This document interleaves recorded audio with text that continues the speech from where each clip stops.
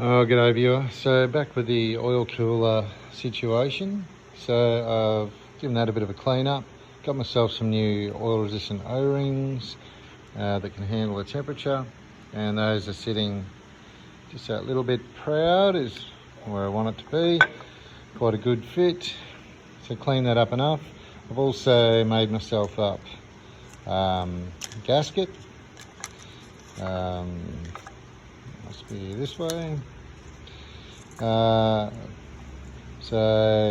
that'll be ready to go back on once I bolt on the oil cooler and clean up the block. So there's a fair bit of oil in the bottom of that from, I'm guessing, just as I'm running it now without cooling in it for a couple of minutes at a time. It might be leaking out there, so I'll give that a bit of a clean up.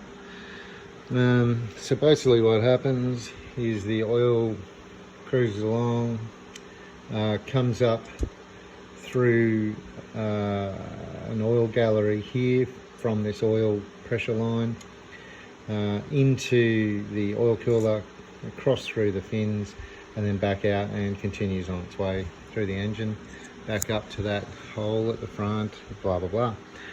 So I'll give that a clean up and put that back on and see how we go.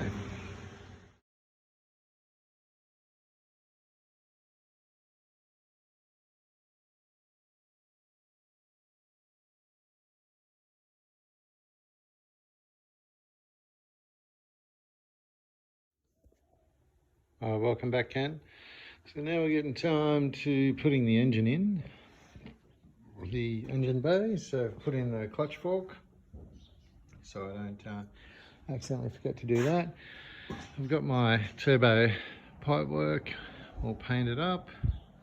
It's the clear coat on now, so I'll have to find somewhere to hang that so I can use my gantry and bring the engine over. It's got a bit of insulation on the firewall and everything pulled out of the way, so should be able to slot it in there and fingers crossed lands on the gearbox input shaft nicely, and I can do the engine mount bolts up, and bit of wiring, bit of fuel. Oh, getting close.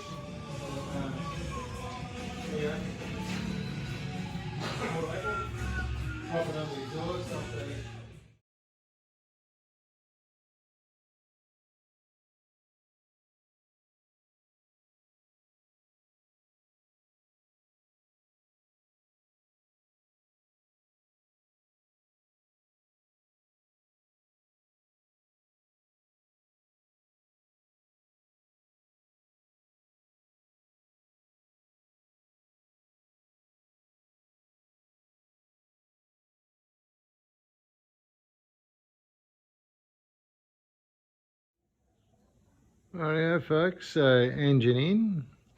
Just got all the bolt ups and electrics and fuel lines and stuff to do now. Then get excited about the radiator support panel, etc, etc.